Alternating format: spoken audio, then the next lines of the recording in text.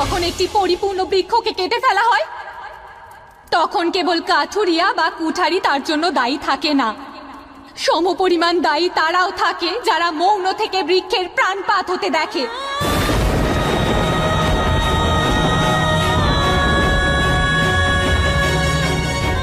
যখন একজন নারীর লজ্জা হরণ হয় তখন কেবল তার লজ্জা হরণকারী তার জন্য দায়ী থাকে না, দায়ী তারাও হয় যারা মৌন হয়ে তাকে অপমানিত হতে দেখতে থাকে।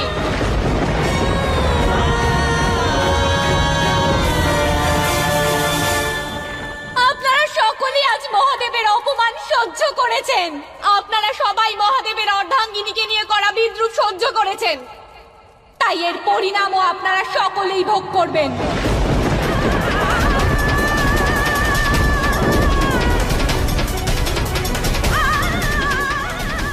সতীর সত্যের অভিশাপের অগ্নিতে আপনারা প্রত্যেকে ভস্ম হয়ে যাবেন।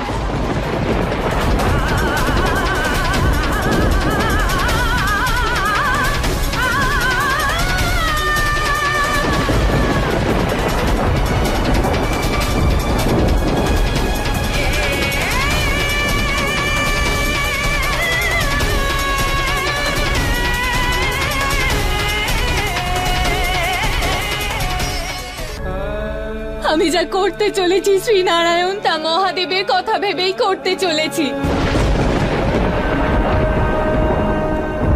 ওনার অস্তিত্বকে সত্য প্রমাণ করার জন্যই করছি।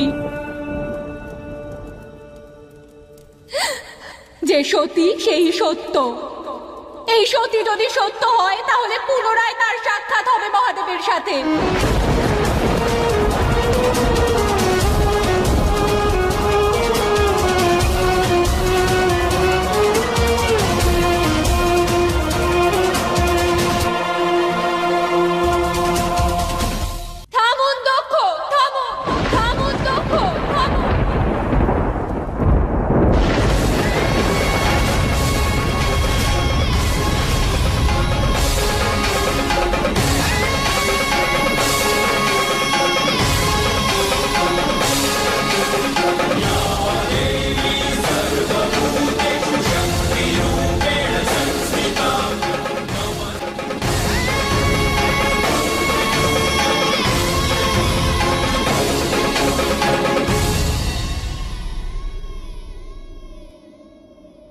আমি চাইলে এই মুহূর্তেই আপনাকে ভস্ম করে দিতে পারি আর এক নতুন প্রারম্ভের সূত্রপাত করতে পারি,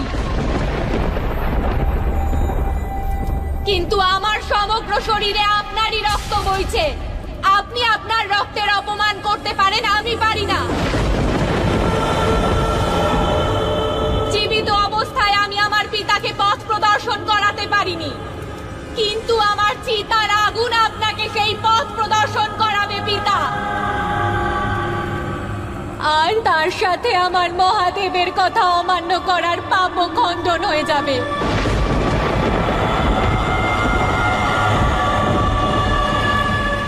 আপনি তো আমার মা, আপনি নিশ্চয়ই জানেন আমি সব রকম চেষ্টা করেছি।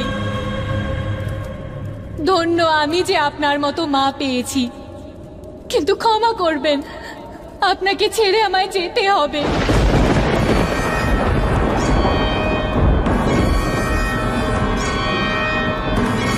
কিন্তু এক গৃহ ত্যাগ করে আসা কন্যাকে এমন সম্মানের জায়গায় যে বসিয়েছে তার সম্বন্ধে এমন কুকথা শুনে আমি এই সভা থেকে চলে যেতে পারি না। ক্ষমা করুন মহাদেব, ক্ষমা করুন।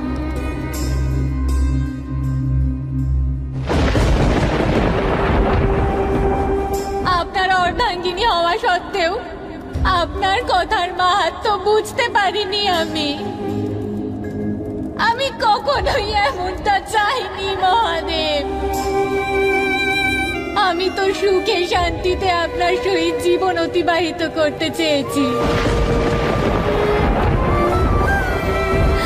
কিন্তু আজ আপনার অশ্রুর কারণ হয়ে বিদায় নিচ্ছি। আমি আপনার সন্তানকে জন্ম দিতে চেয়েছিলাম, কিন্তু আজ আপনার হৃদয়ে পীড়ার জন্ম দিয়ে আমি চলে যাচ্ছি। আমি সারা জীবন আপনার সঙ্গিনী হয়ে থাকতে চেয়েছিলাম মহাদেব, কিন্তু আজ আপনাকে নিঃসঙ্গ করে চলে যাচ্ছি। ক্ষমা করুন মহাদেব, ক্ষমা।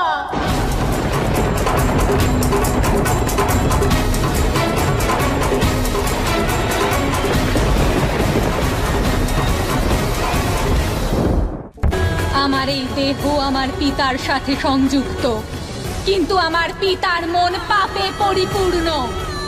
আজ আমি এই দেহকে জ্বালিয়ে ভস্ম করে দেব, যাতে কেবল সতীর সত্যই অবশিষ্ট থাকে।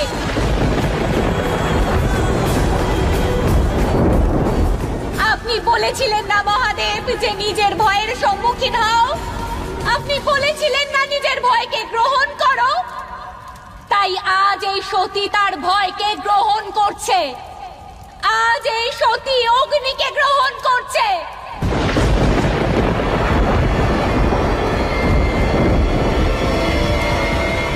কিন্তু এ আমার সমাপ্তি নয়, এ দেহের সমাপ্তি।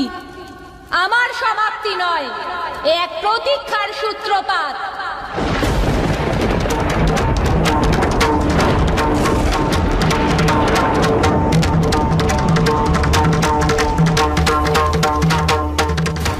সেই মহাক্ষণের প্রারম্ভ, যেদিন সতী মহাদেবকে পাওয়ার জন্য পুনর্বার ফিরে আসবে।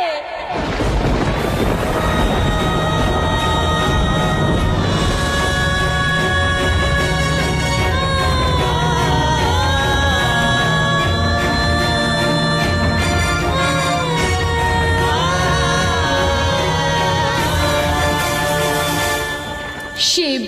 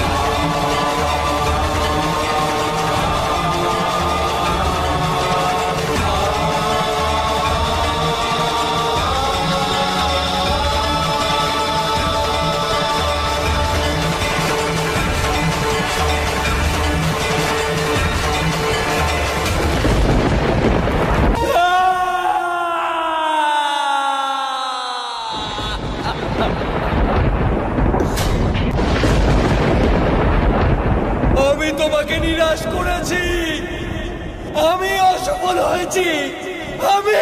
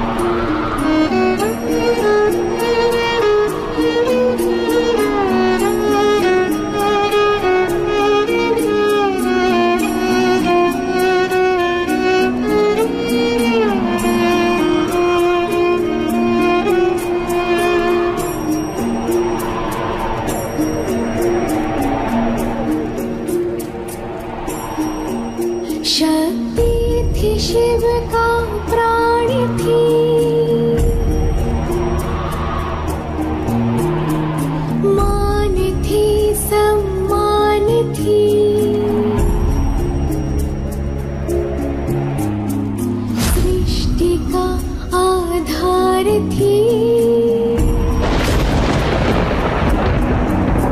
महादेव का विस्तार थी। আমি জেনে গেছি যে শিবই হলো সত্য, আর যা সত্য তাই হলো সতী।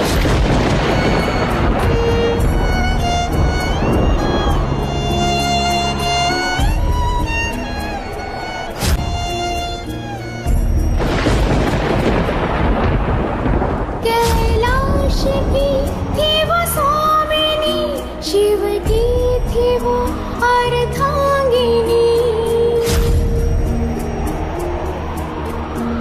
नियति ने ऐसा क्यों किया, शंकर से बिछड़ी शिव प्रिया। আমি জানি মহাদেব, আর এটাও জানি যে এই যাত্রায় আপনি না আমার সঙ্গী হবেন না সহযাত্রী। शिव के ही गौरव के लिए सती हो गई, अब दूर है। Ha ha ha ha ha!